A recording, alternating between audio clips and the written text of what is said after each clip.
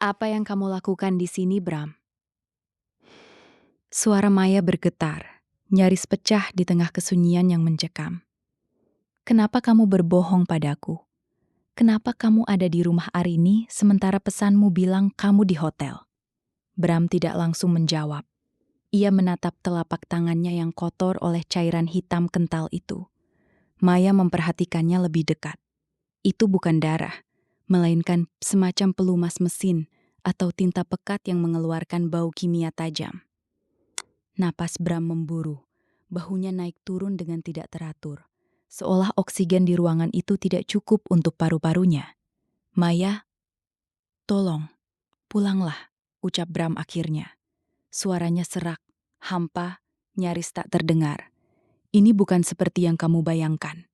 Aku melakukannya untuk kita, untuk melindungimu. Melindungiku? Maya tertawa getir. Tawa yang terdengar lebih menyakitkan daripada tangisan. Dengan bersembunyi di rumah tetangga sebelah, dengan membohongiku selama berhari-hari, apa yang kamu lindungi, Bram? Pernikahan kita atau kegilaanmu? Arini, yang sejak tadi berdiri mematung di dekat pintu yang terkunci, melangkah maju.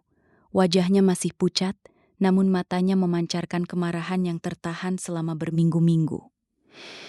Dia sudah di sini selama 2 minggu, Maya. Suara Arini terdengar sangat dingin. Setiap kali dia bilang padamu dia lembur atau pergi keluar kota, dia sebenarnya ada di sini. Di ruang bawah tanahku, di gudangku, dia merayap seperti tikus. Maya menoleh ke arah Arini dengan tatapan tidak percaya. 2 minggu, dan kamu baru memberitahuku sekarang? Kenapa kamu membiarkannya, Ar? Arini menggeleng kuat-kuat. Air mata mulai menggenang di pelupuk matanya. Aku takut, Maya. Dia mengancamku. Dia bilang, jika aku bicara sepatah kata pun padamu, dia akan memastikan hidupku hancur. Tapi malam ini dia melampaui batas. Dia membawa benda-benda itu ke ruang tengahku. Aku tidak tahan lagi. Maya kembali menatap Bram. Suaminya itu kini menutupi wajah dengan kedua tangannya yang kotor. Di sekeliling Bram, pemandangan itu benar-benar tidak masuk akal. Di atas meja kopi yang biasanya rapi, kini berserakan puluhan foto. Maya melangkah mendekat, mengabaikan peringatan Arini. Ia mengambil salah satu foto. Jantungnya seolah berhenti berdetak. Itu adalah foto dirinya. Foto dirinya sedang tidur di kamar mereka sendiri. Foto itu diambil dari sudut yang sangat tinggi, seolah-olah ada kamera yang tersembunyi di langit-langit atau di balik ventilasi. Ada foto lain saat ia sedang mandi, saat ia sedang makan sendirian di meja makan. Bahkan foto saat ia sedang menangis bulan lalu karena merindukan ibunya. Setiap lembar foto itu diberi tanggal dan jam yang sangat detail, tercetak dengan tinta pekat yang sama dengan yang ada di tangan Bram. "Apa ini, Bram?" tanya Maya. Suaranya kini terdengar hampa. Ketakutannya perlahan menguap, digantikan oleh kemarahan yang murni dan dingin. "Kamu memata-matai aku di rumah kita sendiri, dari rumah sebelah?" Bram mendongak. Matanya berkaca-kaca, memancarkan keputusasaan yang liar. "Ada orang yang mencariku, Maya. Orang-orang berbahaya dari masa laluku di firma hukum dulu. Aku tidak bisa membiarkan mereka menyentuhmu. Aku harus tahu siapa saja yang mendekati rumah kita saat aku tidak ada. Aku harus memastikan kamu aman." "Aman!" Maya berteriak. Suaranya menggema di ruangan yang luas itu. "Kamu membuatku merasa seperti tawanan di rumahku sendiri. Kamu membohongiku tentang pekerjaanmu, tentang keberadaanmu, dan sekarang kamu bilang ini untuk keselamatanku?" Maya kemudian teringat pada kain hitam besar di sudut ruangan. Kain yang menutupi sesuatu yang janggal sejak ia masuk tadi. Dengan langkah mantap, ia berjalan menuju kain itu. "Maya, jangan!" teriak Bram. Ia mencoba berdiri, namun ia terpeleset oleh cairan hitam di lantai. Maya menyentak kain hitam itu hingga terlepas. Di baliknya, bukan hanya peralatan elektronik biasa. Ada sebuah rak besi kecil yang berisi susunan perangkat keras yang rumit. Kabel-kabel malang melintang menghubungkan monitor-monitor kecil yang masih menyala. Di salah satu monitor, Maya melihat pemandangan yang sangat ia kenali. Ruang tamunya sendiri. Di monitor lain, terlihat halaman depan rumahnya. Namun, yang paling mengerikan adalah sebuah alat berbentuk silinder panjang dengan lensa besar yang diarahkan tepat ke jendela kamar utama mereka. Alat itu adalah mikrofon laser jarak jauh dan kamera pengintai militer. Di samping perangkat itu terdapat sebuah koper perak yang terbuka. Maya melihat isinya. Tumpukan uang tunai dalam ikatan tebal. Beberapa paspor dengan foto Bram, namun dengan nama yang berbeda-beda. Dan sebuah pistol hitam yang tampak dingin dan mematikan. Maya mundur perlahan, hingga punggungnya menabrak dinding. Oksigen seolah menghilang dari ruangan itu. Pria yang ia nikahi 5 tahun lalu, pria yang ia anggap sebagai pengacara jujur dan suami teladan, ternyata adalah orang asing yang hidup dalam bayang-bayang. "Siapa kamu sebenarnya?" tanya Maya dengan bisikan yang penuh kengerian. Bram mencoba mendekat, merangkak di atas lantai yang licin. "Aku tetap Bram, Maya. Aku hanya terjebak dalam sesuatu yang sangat besar. Uang itu, paspor itu adalah tiket kita untuk pergi dari sini. Aku sudah merencanakan semuanya. Besok pagi kita akan pergi. Kita akan mulai hidup baru di tempat di mana tidak ada yang mengenal kita." "Kita?" Maya menunjuk dirinya sendiri dengan jari gemetar. "Kamu pikir aku akan pergi bersamamu setelah melihat semua ini? Kamu gila, Bram. Kamu benar-benar sakit." Tiba-tiba, suara sirene polisi terdengar dari kejauhan, membelah kesunyian malam. Wajah Bram berubah drastis. Kepanikan yang tadinya terlihat sedih, kini berubah menjadi ketakutan yang liar. Ia menoleh ke arah Arini dengan tatapan tajam. "Kamu menelepon mereka," desis Bram. Arini tidak menjawab. Ia hanya memeluk dirinya sendiri sambil terus menangis di pojok ruangan. "Maya, dengarkan aku." Bram meraih pergelangan kaki Maya. "Kita harus pergi sekarang. Jika polisi menemukan koper itu, kita berdua akan tamat. Mereka akan menganggapmu terlibat." Maya menyentak kakinya, melepaskan diri dari cengkeraman tangan Bram yang kotor. Ia menatap suaminya dengan tatapan jijik yang belum pernah ia rasakan sebelumnya. Malam itu, di jam 12 lewat, rahasia besar itu memang terbongkar. Tapi Maya menyadari bahwa ini hanyalah puncak dari gunung es yang jauh lebih gelap. "Aku lebih baik di penjara daripada hidup dalam kebohonganmu," tegas Maya. Bram berdiri dengan susah payah. Matanya menatap koper perak itu, lalu beralih ke jendela. Di luar, cahaya lampu biru dan merah mulai memantul di pepohonan. Rahasia di seberang pagar itu kini bukan lagi sekadar urusan domestik. Itu telah menjadi masalah hidup dan mati. Suara sirene polisi yang tadi terdengar sayu di kejauhan kini meraung memecah keheningan malam, memantul di antara dinding-dinding beton perumahan yang biasanya tenang. Cahaya merah dan biru berpendar di kaca jendela rumah Arini, menciptakan bayangan yang menari-nari mengerikan di wajah Bram. Namun anehnya, Bram tidak lari. Ia justru terpaku menatap pantulan cahaya itu dengan sorot mata yang kosong, seolah jiwanya baru saja meninggalkan raga. "Bram, bangun! Polisi sudah di depan!" teriak Maya. Suaranya parau oleh emosi yang menguras tenaganya. Bram menoleh pelan, senyum tipis yang getir menghiasi bibirnya. "Polisi? Kamu pikir mereka datang untuk menangkapku karena aku mengintipmu, Maya?" "Tidak. Mereka datang karena dia sudah menemukanku." "Siapa? Siapa yang kamu maksud?" Bram tidak menjawab. Ia justru merogoh saku celananya dan mengeluarkan sebuah ponsel tipis yang belum pernah Maya lihat sebelumnya. Di layarnya terlihat sebuah notifikasi berwarna merah yang berkedip. "Breach detected." "Selama ini aku membangun alibi yang sempurna," gumam Bram, lebih kepada dirinya sendiri daripada kepada Maya. "Aku memesan tiket pesawat atas namaku. Aku melakukan check-in hotel secara daring di Jakarta. Aku bahkan menyuruh orang untuk membawa ponsel utamaku ke sana agar GPS-ku terlacak di hotel itu. Aku menciptakan hantu yang sedang berbisnis di ibu kota. Sementara aku sendiri, aku hanya berjarak 5 meter dari tempat tidurmu, mengawasimu setiap detik. Maya merasakan mual yang hebat di perutnya. Kamu benar-benar tidak pergi? Semua foto keberangkatan di bandara yang kamu kirim tempo hari?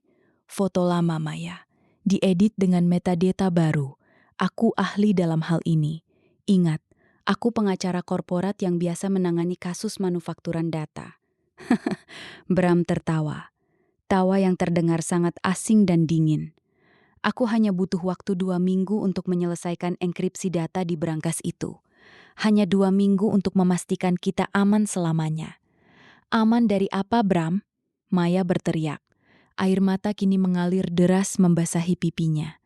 Kamu bicara seolah-olah kita sedang berada di tengah film aksi. Tapi yang kulihat hanya suamiku yang sudah berubah menjadi penguntit gila.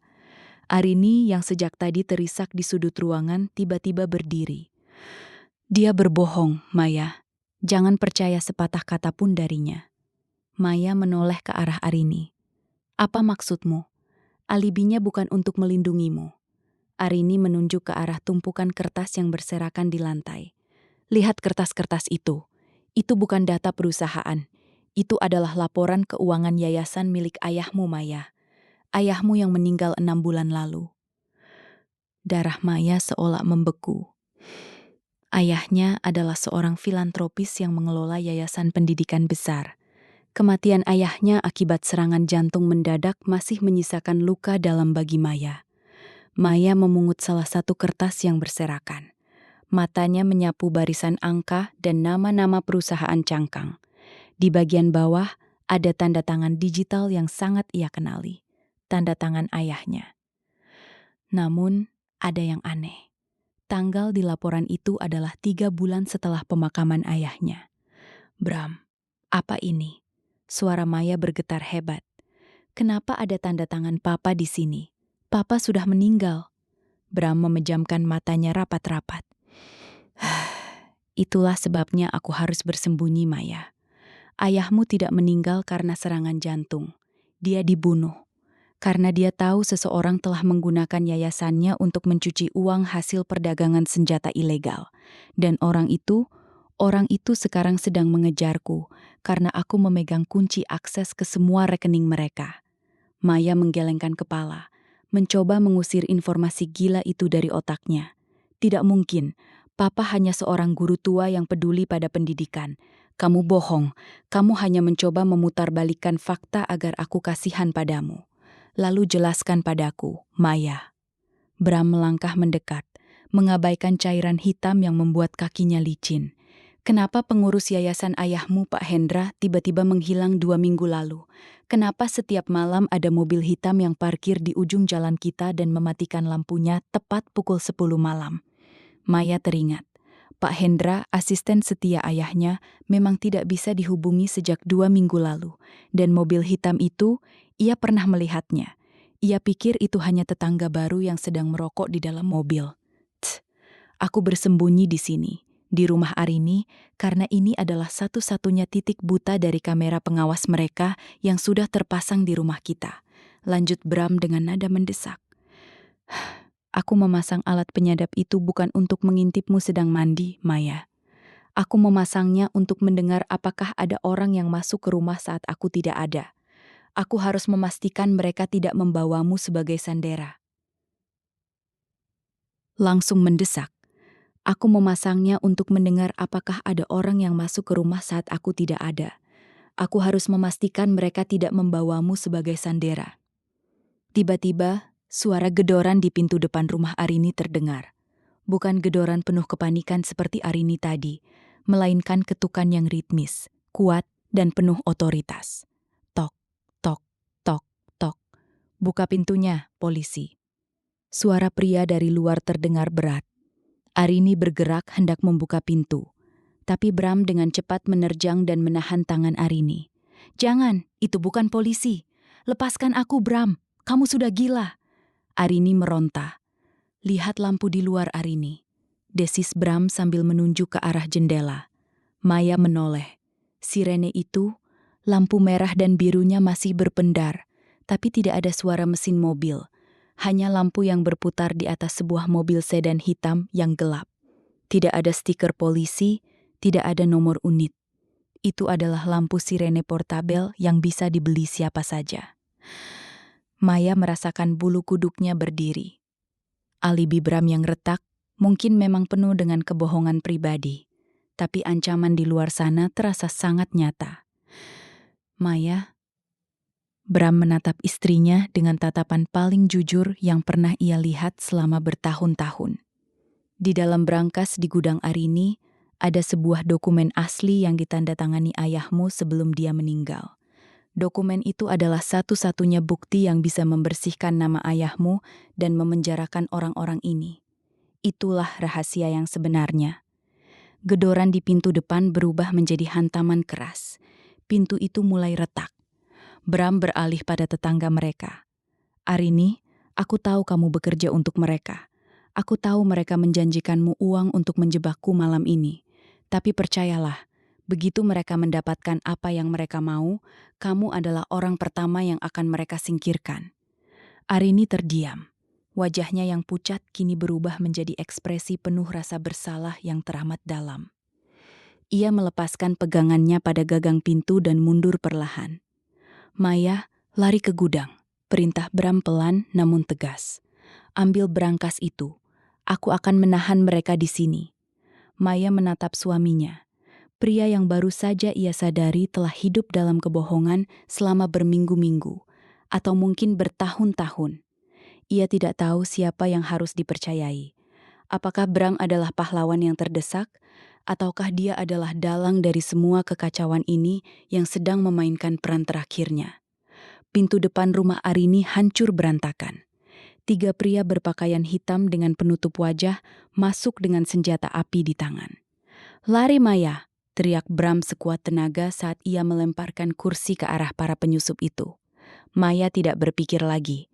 Ia membalikkan badan dan berlari sekencang mungkin menuju kegelapan gudang di belakang rumah, membawa beban rahasia yang jauh lebih berat daripada yang pernah ia bayangkan di jam 12 malam tadi. Kegelapan gudang Arini menyergap Maya seperti kain kafan yang dingin. Napasnya memburu, tersengal di antara debu dan bau apak kayu tua. Di luar, suara hantaman kursi dan teriakan kemarahan Bram tenggelam oleh suara tembakan yang diredam, suara pff, pff, yang jauh lebih menakutkan daripada ledakan senapan biasa. Itu adalah suara eksekusi yang rapi. Maya meringkuk di balik tumpukan kardus, tangannya meraba-raba lantai yang kasar, mencari brankas kecil yang disebutkan Bram. Di tengah kepanikan yang melumpuhkan itu, otaknya justru melakukan pengkhianatan. Ia terlempar ke masa lalu, ke memori-memori tentang pria yang ia pikir adalah pelabuhan terakhirnya. Bram, suami sempurna. 5 tahun lalu mereka bertemu di sebuah galeri seni. Bram adalah pria dengan setelan jas custom-made yang tampak terlalu mahal untuk seorang pengacara muda, namun ia membawanya dengan kerendahan hati yang memikat. "Kamu terlalu pintar untuk sekarang duduk di belakang meja bank, Maya," ucap Bram suatu malam di awal pernikahan mereka. Bram adalah jamwaker moralnya. Pria itu selalu ada.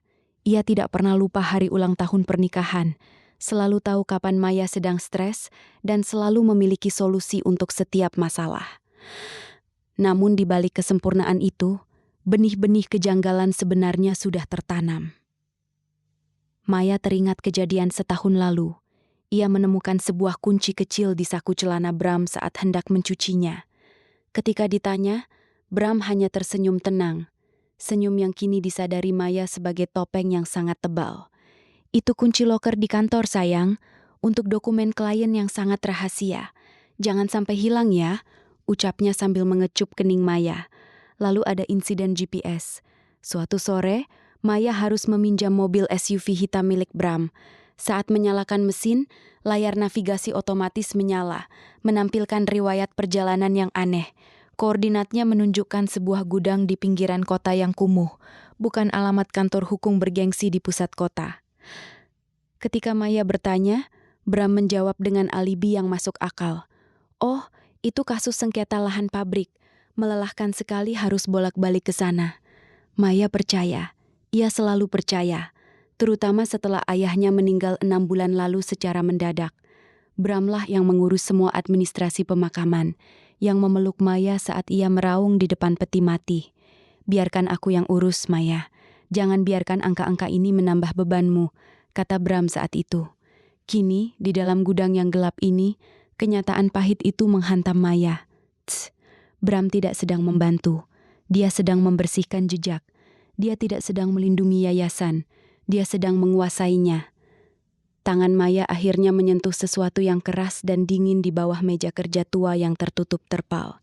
Sebuah berangkas logam berukuran kecil. Ia menariknya keluar. Beratnya terasa nyata. Sebuah beban fisik yang mewakili semua kebohongan suaminya. Maya mencoba mengingat kode angka yang mungkin digunakan Bram. Ulang tahun mereka? Gagal. Nomor plat mobil pertama mereka? Gagal. Ia memeras otaknya, mencoba mencari angka yang paling berarti bagi Bram. Tiba-tiba ia teringat pada sebuah tanggal yang sering Bram sebut sebagai hari keberuntungan mereka. Hari di mana mereka pertama kali pindah ke rumah ini yang persis bersebelahan dengan rumah Arini, 12 Mei 22. Maya menekan angka-angka itu dengan jari gemetar. Klik, pintu berangkas terbuka sedikit. Di dalamnya tidak ada tumpukan emas.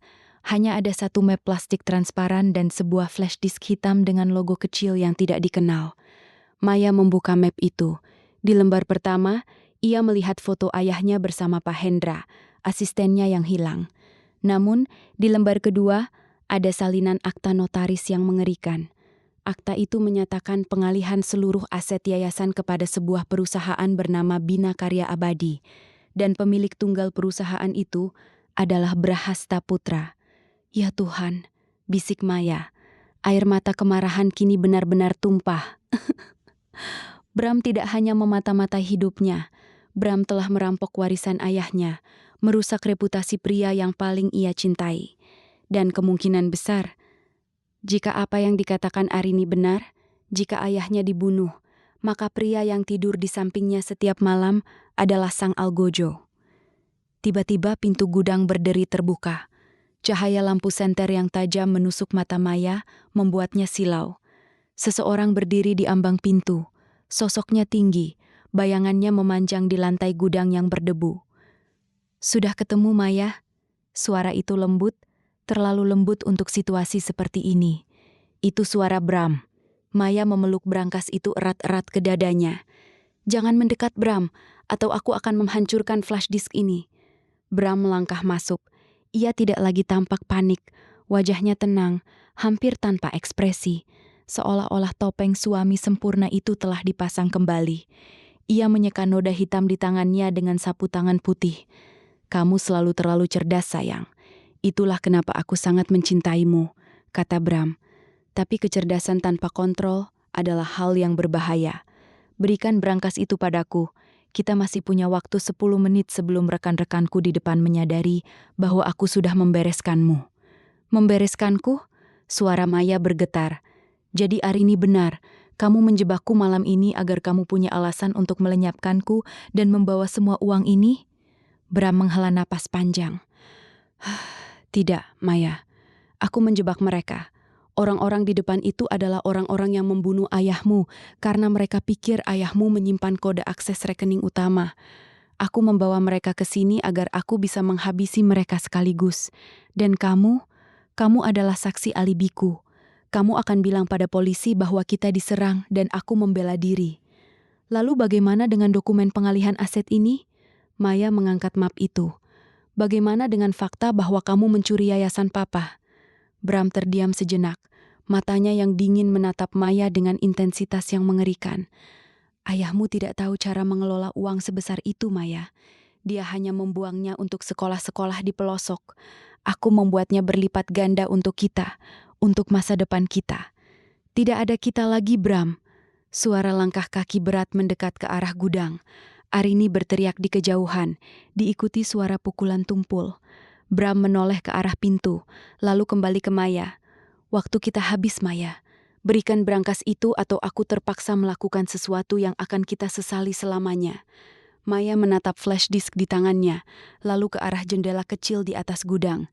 Di jam 12 malam lewat ini, ia menyadari bahwa satu-satunya cara untuk selamat bukan dengan berlari dari kebenaran, tapi dengan membongkarnya ke seluruh dunia. Bahkan jika itu berarti, ia harus kehilangan segalanya. Maya menarik napas dalam. Tangannya meraba dinding di belakangnya saat ia mencoba mundur. Tiba-tiba, rak kayu di belakangnya bergeser. Ia teringat sesuatu yang pernah dikatakan Arini secara tidak sengaja. Rumah tua ini punya banyak rahasia di balik dindingnya. Maya mendorong rak itu dengan seluruh kekuatannya. Di baliknya, ada sebuah pintu kecil berbahan baja yang tampak sangat modern. Pintu itu tidak terkunci. Maya menyelinap masuk tepat saat Bram berhasil menerjang ke arahnya. "Maya, jangan masuk ke sana!" teriak Bram dengan nada penuh ketakutan yang nyata. Klik! Maya membanting pintu baja itu dari dalam. Ia terjebak di dalam sebuah lorong sempit yang menurun tajam. Dengan cahaya ponselnya, ia melihat sebuah tangga spiral beton. Udara di sini terasa dingin dan berbau seperti perangkat elektronik yang panas. Di dasar tangga, ia menemukan sebuah ruangan yang luasnya menyamai seluruh lantai dasar rumah Arini. Ini bukan sekadar gudang, ini adalah pusat komando. Di sepanjang dinding, monitor-monitor besar menyala dengan cahaya biru pucat. Maya mendekat dan merasa lututnya lemas. Monitor itu menampilkan live feed dari puluhan kamera. Bukan hanya dari rumahnya, tapi dari kantor yayasan ayahnya, rumah Pak Hendra, bahkan area parkir tempat Maya bekerja. Dia tidak hanya memata-matai aku, dia memata-matai seluruh hidupku.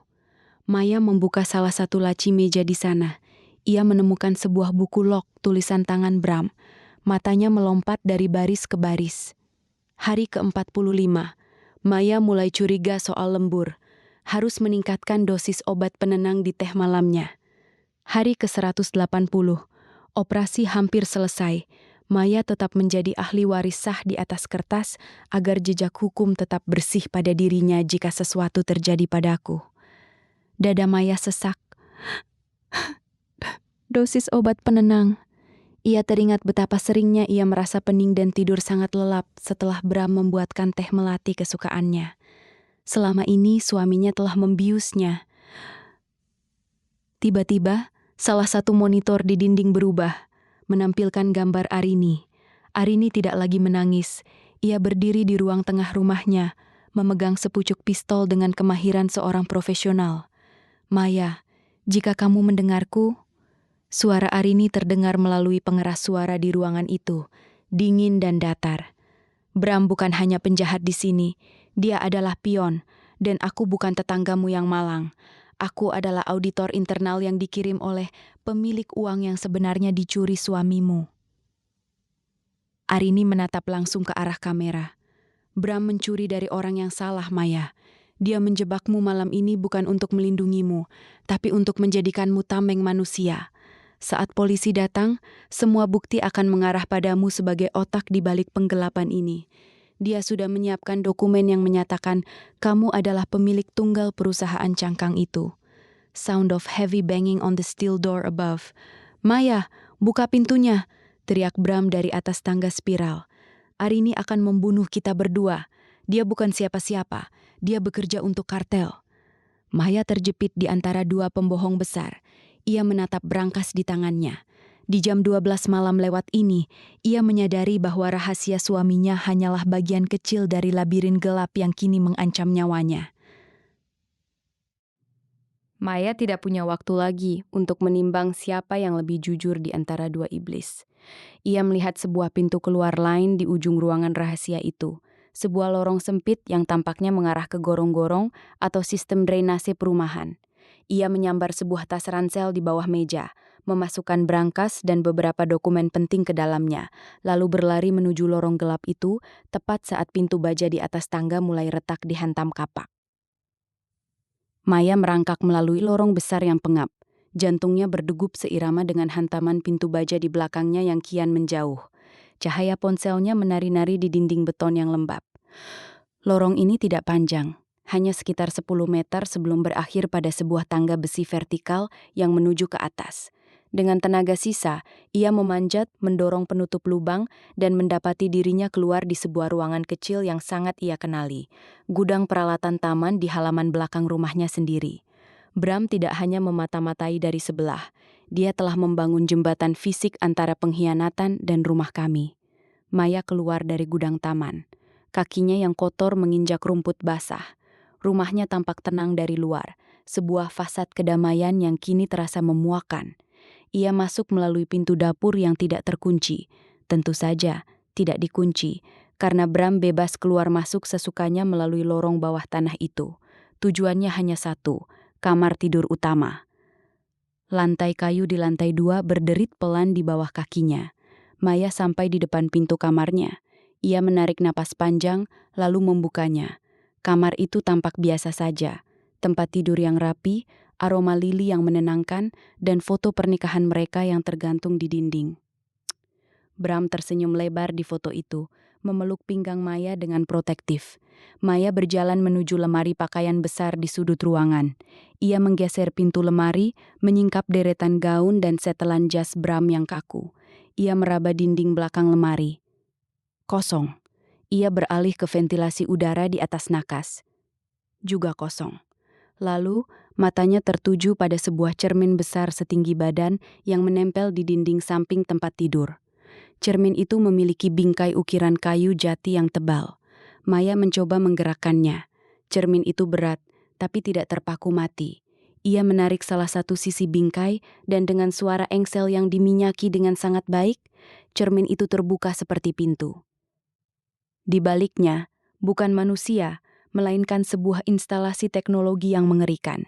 Sebuah kamera dengan lensa telefoto panjang yang diarahkan tepat ke bantal tempat Maya biasanya tidur. Di sampingnya ada perangkat sensor panas yang mencatat detak jantung dan pernapasan. Namun yang paling membuat Maya mual adalah sebuah tabung kecil yang terhubung ke sistem ventilasi kamar. Tabung itu berisi cairan bening dengan label berkode S-Sedati TVA4. Inilah alasan mengapa aku selalu tidur lelap. Inilah alasan mengapa aku tidak pernah mendengar Bram keluar masuk rumah di tengah malam. Suamiku telah membiusku setiap malam, mengubahku menjadi objek observasi di laboratorium pribadinya sendiri. Maya meraih sepasang headphone yang tergantung di sana. Ia mendengar suara bisikan dari rekaman otomatis. Sound of static white noise. Target sudah dipancing keluar. Operasi pembersihan dimulai pukul 00.45. Pastikan semua dokumen di brankas diamankan. Istrinya hanya gangguan kecil. Eliminasi jika perlu. Suara itu, Maya mengenalnya. Itu adalah suara Pak Hendra, asisten ayahnya yang katanya hilang. Tidak! Maya melepaskan headphone itu dengan tangan gemetar. Pak Hendra tidak diculik. Pak Hendra adalah bagian dari konspirasi ini. Tiba-tiba, lampu kamar menyala terang. Sound of light switch. Maya berbalik dengan cepat. Arini berdiri di ambang pintu kamar. Ia tidak lagi membawa pistol, melainkan sebuah tabung suntik kecil. Wajahnya yang tadinya tampak seperti auditor dingin, kini kembali menjadi Arini si tetangga ramah, tapi dengan binar mata yang haus darah. Kamu terlalu banyak tahu, Maya, ucap Arini pelan. Seharusnya kamu tetap tidur di bawah pengaruh gas itu. Hidup akan jauh lebih mudah bagimu jika kamu mati dalam mimpi indah. Di mana Bram? Tanya Maya, mencari celah untuk lari. Bram sedang sibuk bernegosiasi dengan maut di bawah tanah. Jawab Arini sambil melangkah maju. Tss, dia pikir dia bisa mengkhianati organisasiku untuk menyimpan uang ayahmu sendiri. Dia bodoh. Tapi kamu adalah kunci enkripsi yang hidup, Maya. Ayahmu menyembunyikan kode akses terakhir di dalam memori masa kecilmu, bukan di dalam flash disk itu. Maya mengerutkan kening. Apa maksudmu? Lagu pengantar tidur yang selalu dia nyanyikan, desis Arini. Kata-kata yang tidak masuk akal itu adalah algoritma kunci. Berikan padaku, atau aku akan menyuntikkan ini ke lehermu dan mengambilnya dengan cara yang jauh lebih menyakitkan. Langkah kaki berat terdengar menaiki tangga. Seseorang sedang menuju kamar tidur. Langkah kaki itu berat, menyeret, dan penuh amarah. Pintu kamar tertendang terbuka. Bram muncul. Bajunya kini robek, menyingkap luka bakar gesekan peluru yang memerah. Wajahnya hancur. Topeng suami sempurna itu telah musnah, menyisakan predator yang terpojok. Arini, menjauh dari istriku, desis Bram, suaranya rendah, berbahaya seperti geraman binatang. Arini tertawa kecil, suara yang terdengar ganjil di tengah kamar tidur yang penuh kenangan manis itu. Istrimu? Kamu masih menyebutnya istrimu setelah kamu membiusnya selama berbulan-bulan?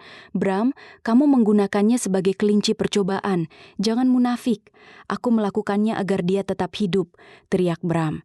Ia melangkah masuk, mengabaikan moncong pistol yang kini Arini cabut kembali dari pinggangnya. Jika dia sadar, dia akan menyelidiki. Dan jika dia menyelidiki, mereka akan membunuhnya seperti mereka membunuh ayahnya. Maya merasa mual. Kebenaran dilempar ke arahnya seperti belati. Jadi, Papa benar-benar dibunuh? Dan kamu tahu siapa pelakunya, Bram? Bram menatap Maya. Matanya berkaca-kaca oleh campuran rasa bersalah dan kegilaan. Pak Hendra bukan asisten Maya. Dia adalah pengawas dari konsorsium. Ayahmu mencoba menarik keluar dana yayasan untuk melaporkan mereka. Dia terlalu jujur. Aku mencoba menyelamatkannya, tapi aku terlambat. Jadi aku mengambil alih aset itu agar mereka tidak bisa menyentuhnya. Dengan cara mencurinya untuk dirimu sendiri? Potong Arini tajam. Situasi memuncak dalam hitungan detik. Arini mengarahkan pistolnya ke kepala Bram, sementara tangan kirinya masih memegang suntikan penenang yang diarahkan ke Maya. Tiba-tiba, ponsel di saku Maya bergetar. Sebuah panggilan masuk. Tanpa melihat, Maya menekan tombol terima dan mengaktifkan pengeras suara. Maya, ini Hendra. Jangan percaya pada siapapun di ruangan itu. Suara Pak Hendra yang tenang dan otoriter memecah kebuntuan seperti ledakan. Bram membunuh ayahmu karena ayahmu menemukan bahwa Bramlah yang memalsukan tanda tangan di dokumen pengalihan aset pertama. Dan Arini, dia bukan auditor. Dia adalah adik dari pria yang suamimu jebloskan ke penjara 5 tahun lalu. Ini semua adalah balas dendam pribadi yang dibungkus dengan keserakahan. Bram dan Arini saling pandang. Keraguan sesaat muncul di mata mereka. "Bohong!"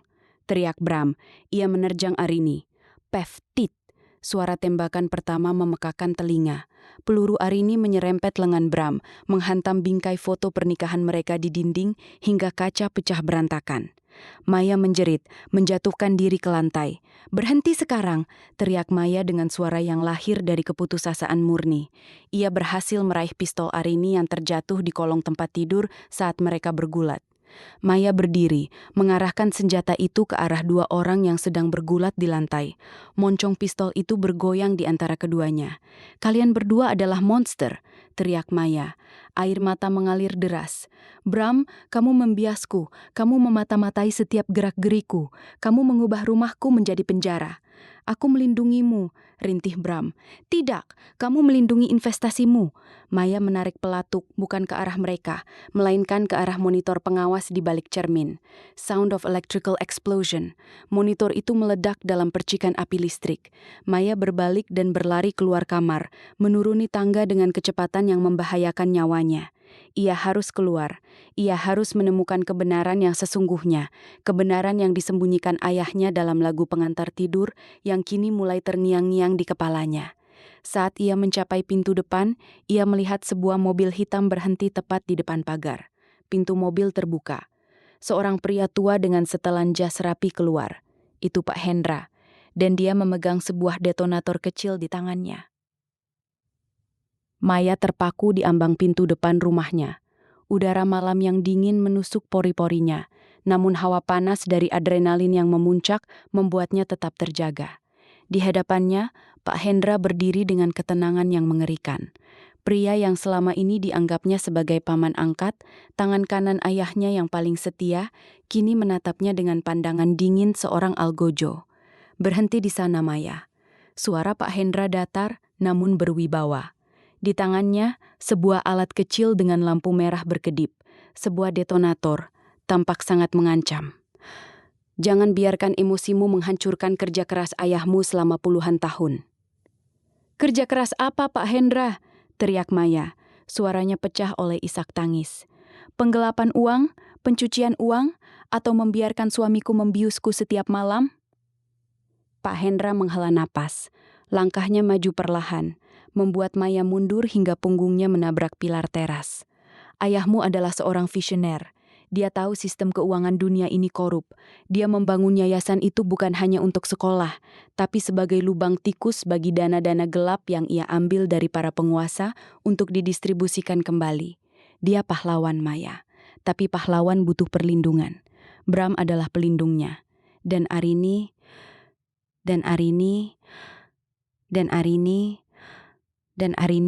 tedang. Suara debuman keras terdengar dari lantai atas, diikuti teriakan kesakitan. Arini terjatuh dari balkon lantai 2. Tubuhnya menghantam atap kanopi sebelum mendarat keras di atas rumput halaman yang basah. Ia mengerang, mencoba bangkit, namun kakinya tampak patah di sudut yang tidak wajar. Bram muncul di langkan balkon. Wajahnya bersimbah darah, napasnya tersengal-sengal. Ia menatap ke bawah, ke arah Pak Hendra dan Maya. "Hendra, jangan sentuh dia." Arini meski dalam kesakitan yang luar biasa, tertawa parau. Ia meludah darah ke tanah. "Hendra, kamu pikir kamu bisa mengendalikan semuanya? Kamu pikir aku hanya bidak kecil?" Arini menoleh ke arah Maya. Matanya yang tajam kini meredup, namun penuh kebencian. "Maya, dengarkan aku. Namaku bukan Arini Sulistyo. Namaku adalah Sarah, adik dari narapidana yang suamimu kurbankan 5 tahun lalu untuk menutupi jejak pertama pencucian uang ayahmu." Maya menutup mulutnya dengan tangan.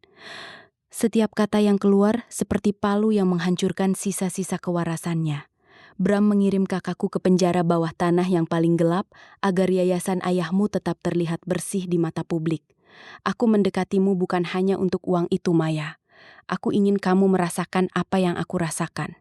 Kehilangan keluarga, kehilangan kepercayaan, dan hidup dalam kebohongan yang dirancang oleh pria yang kamu cintai."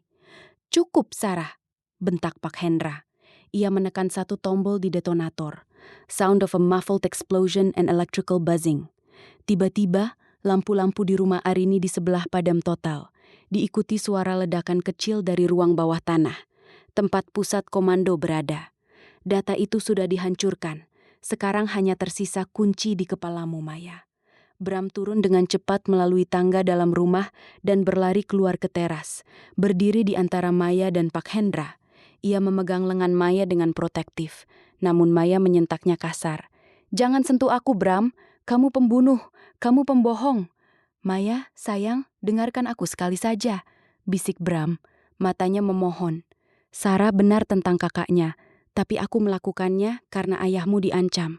Jika aku tidak memberikan kambing hitam, ayahmu akan dibunuh 5 tahun lalu. Aku melakukan segalanya untuk menjaga kalian tetap utuh. Dengan cara membiusku?" tanya Maya dingin. "Karena kamu terlalu suci untuk dunia ini, Maya. Jika kamu tahu dari mana uang sekolah anak-anak itu berasal, kamu tidak akan pernah bisa tidur lagi." Lebak berteriak, frustrasinya memuncak.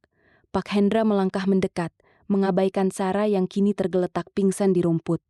"Waktu kita habis.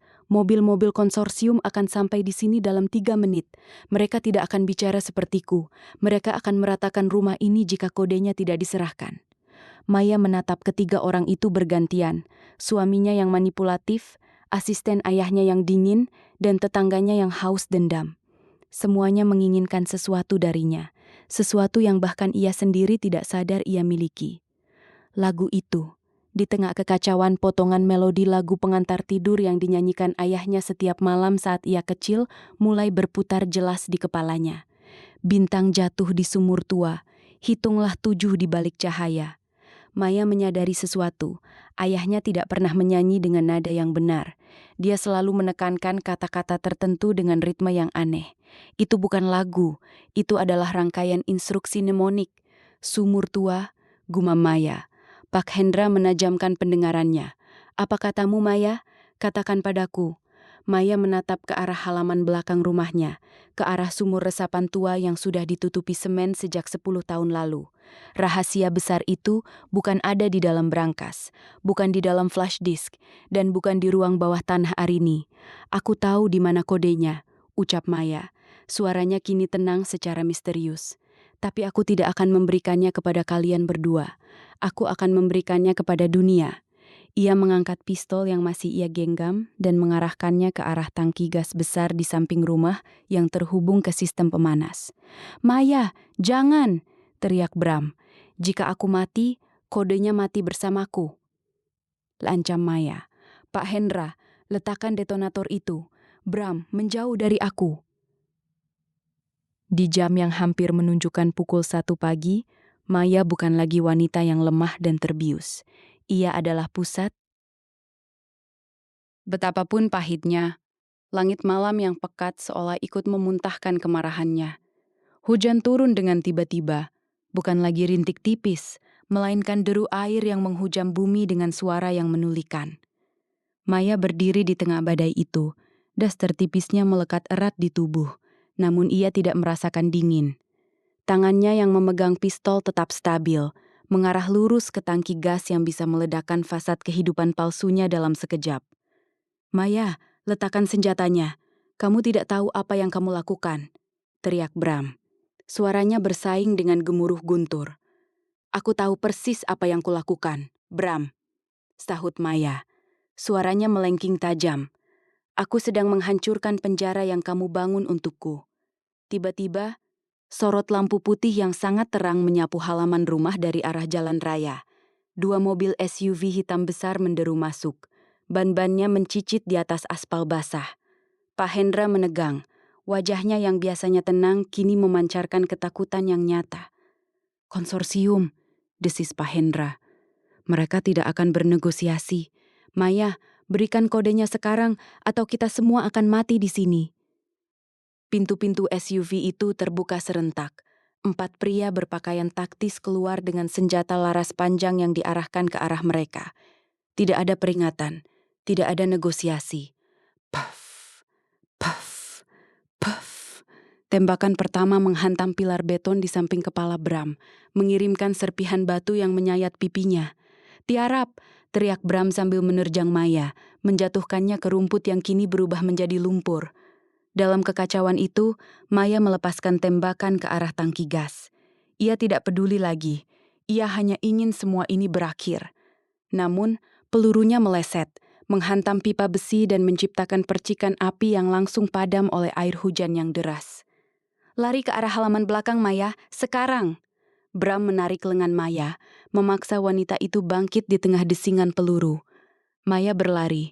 Kakinya yang telanjang menginjak duri mawar dan kerikil tajam, namun rasa sakit itu tenggelam oleh desakan adrenalin. Di belakangnya, ia mendengar Pak Hendra berteriak mencoba bicara dengan orang-orang konsorsium. Namun suaranya terputus oleh rentetan tembakan yang brutal. Sarah, yang tadi tergeletak pingsan, entah bagaimana berhasil menyeret tubuhnya ke balik mobil, meninggalkan jejak darah yang tersapu air. Mereka mencapai area sumur tua yang sudah tertutup semen. Maya jatuh berlutut. Tangannya mencakar tanah di sekitar penutup sumur yang tersembunyi di bawah rimbunnya pohon Kamboja. "Kenapa kita ke sini?" teriak Bram, mencoba melindungi tubuh Maya dengan tubuhnya sendiri saat peluru mulai menghujam batang pohon Kamboja di atas mereka. "Bintang jatuh di sumur tua," teriak Maya. "Hitunglah 7 di balik cahaya. Bram, bantu aku geser tutup ini." Bram, meski bingung, menggunakan seluruh kekuatannya untuk membantu Maya mengungkit penutup semen yang sudah retak itu. Di bawahnya, bukan air yang jernih, melainkan sebuah ruang sempit yang berisi kotak besi tahan air yang tertanam di dinding sumur. Maya menarik kotak itu keluar. Di dalamnya, terdapat sebuah pemancar satelit kecil dan sebuah buku catatan tua milik ayahnya. Namun sebelum ia sempat membukanya, sebuah bayangan muncul di atas mereka. Itu Pak Hendra, bahunya bersimbah darah, wajahnya tampak seperti hantu di bawah kilatan petir. Di tangannya, ia masih memegang detonator. "Berikan padaku, Maya," ucap Pak Hendra dengan suara yang lemah namun penuh tekad. "Aku bisa mengirim data ini ke server cadangan. Aku bisa menyelesaikan apa yang dimulai ayahmu." "Tidak," jawab Maya tegas. "Ayahku tidak memulai ini untuk diteruskan oleh orang sepertimu. Dia memulai ini untuk membongkar kalian semua." Maya menekan tombol aktif pada pemancar satelit. Sebuah lampu hijau berkedip. Ini adalah protokol pembaruan terakhir yang pernah ayahnya ceritakan sebagai dongeng sebelum tidur. Sekali tombol ini ditekan, seluruh data penggelapan aset yang terkumpul selama 10 tahun akan dikirim secara otomatis ke Interpol, media massa, dan otoritas pajak secara serentak. "Apa yang kamu lakukan?" raung Pak Hendra. Ia melompat maju, namun Bram mencegatnya. Keduanya bergulat di tepi sumur tua dalam perkelahian yang putus asa. Maya melihat layar kecil di pemancar itu. Uploading 80%, 90%, proses uploading 40%. Tiba-tiba sebuah ledakan besar mengguncang bagian depan rumah. Tangki gas yang tadi Maya tembak akhirnya meledak karena terkena peluru nyasar dari orang-orang konsorsium.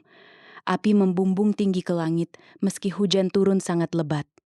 Guncangan itu membuat tanah di sekitar sumur amblas. Guncangan rumbling earth and a scream. Pak Hendra kehilangan keseimbangan dan jatuh ke dalam kegelapan sumur sedalam 10 meter itu dengan teriakan yang tertelan bumi. Bram berhasil berpegangan pada akar pohon Kamboja. Wajahnya pucat menatap Maya. "Maya, tolong!" Maya menatap suaminya. Pria yang telah membohonginya, membiusnya, dan menghancurkan hidupnya. Namun di mata itu, ia masih melihat sisa-sisa pria yang pernah ia cintai.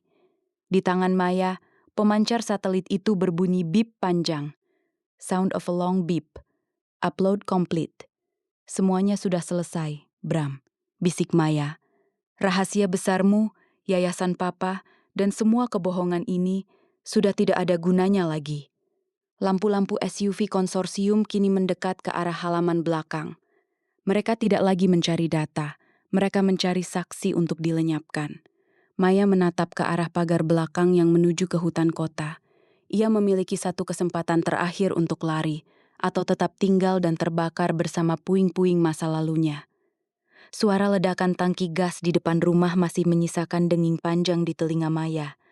Langit yang tadinya hitam pekat perlahan berubah menjadi abu-abu keunguan, menandakan fajar mulai mengintip dari balik cakrawala Jakarta yang sembab. Hujan yang tadinya menggila kini menyusut menjadi gerimis tipis, seolah-olah lelah menyaksikan pertumpahan darah di halaman rumah itu.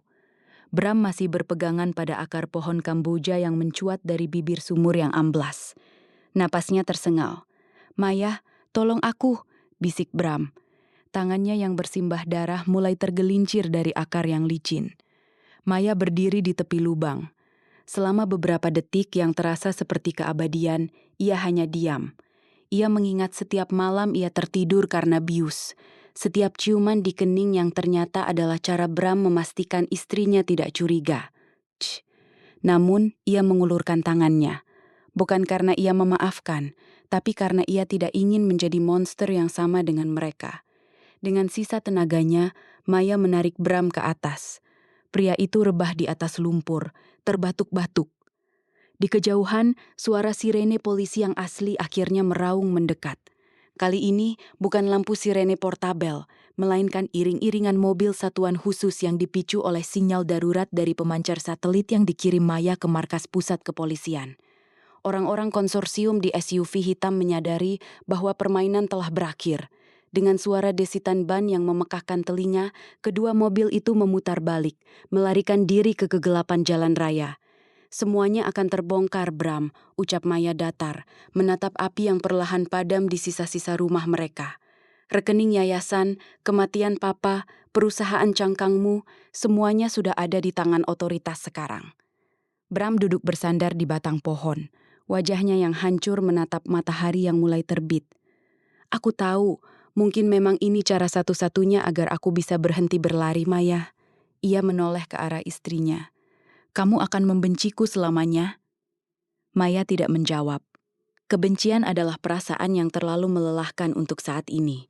Ia merasa kosong, seperti rumahnya yang kini hanya menyisakan kerangka hitam. Polisi mulai merangsek masuk ke halaman. Petugas medis segera menangani Sarah, sementara beberapa petugas bersenjata mendekati Maya dan Bram. Maya menyerahkan pemancar satelit dan buku catatan ayahnya dengan tenang. Saat ia duduk di pintu belakang ambulans, terbungkus selimut darurat yang hangat, Maya melihat petugas memborgol tangan Bram. Suaminya itu sempat menoleh sekali lagi, memberikan tatapan yang dulu pernah membuat Maya jatuh cinta. Namun kini hanya terasa seperti hembusan angin dingin yang lewat. Matahari kini benar-benar terbit, menyinari puing-puing rumah di jalanan elit itu. Rahasia besar yang terbongkar di jam 12 malam tadi telah meruntuhkan seluruh dunianya. Namun, di bawah cahaya fajar, Maya merasa untuk pertama kalinya ia benar-benar terjaga. Tidak ada lagi gas penenang, tidak ada lagi kamera tersembunyi, dan tidak ada lagi bisikan bohong di balik pagar. Ia merogoh saku dasternya yang robek dan menemukan sebuah foto kecil yang ia ambil dari brankas tadi. Foto dirinya dan ayahnya saat ia masih kecil. Di balik foto itu, ada tulisan tangan ayahnya yang asli. Untuk Maya, cahaya satu-satunya yang tidak bisa dipadamkan oleh kegelapan apapun. Maya memejamkan mata, menghirup udara pagi yang segar namun berbau asap. Ia kehilangan rumahnya, suaminya, dan kenangan indah tentang ayahnya. Namun saat ambulans mulai bergerak meninggalkan kompleks itu, Maya tahu bahwa hidup baru yang jujur, betapapun sulitnya, jauh lebih berharga daripada kehidupan sempurna yang dibangun di atas fondasi kebohongan. Jam 12 malam telah lewat, dan fajar akhirnya menyingkap segalanya. Segalanya menyingkap segalanya pun.